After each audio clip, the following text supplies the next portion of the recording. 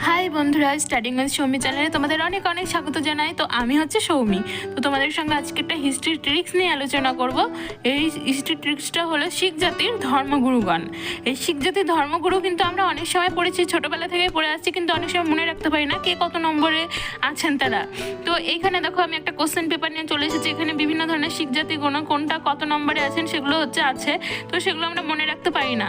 তো অনেক সময় আমরা চাকরির পরীক্ষায় এগুলো কিন্তু চলে আসে, তো আমরা প্রচুর জিকে পড়ি, কিন্তু সব কিছু অনেক সময় মাথা থেকে বেরিয়ে যায়, গুলিয়ে ফেলি। তো চলো আজকে তোমাদের সঙ্গে এমন একটা ট্রিক্স নিয়ে আলোচনা করবো, এগুলো কোনোদিনও তোমরা চাইলেও ভুলতে পারবে না, সেই 3টে লাইনের মাধ্যমে। তো আজকে সেটা তোমাদের সঙ্গে শেয়ার করবো। দেখো, নাক অঙ্গ মররাম অর্জুকবি হরে কৃষ্ণ ত্যাগ করিল গোবিন্দ সিংহ। নাক মানে গুরু নানক, অঙ্গ মানে গুরু অঙ্গদ, মর হচ্ছে অমর দাস, রাম হচ্ছে রামদাস, অর্জুন গুরু অর্জুন, গোবি অর্থাৎ হর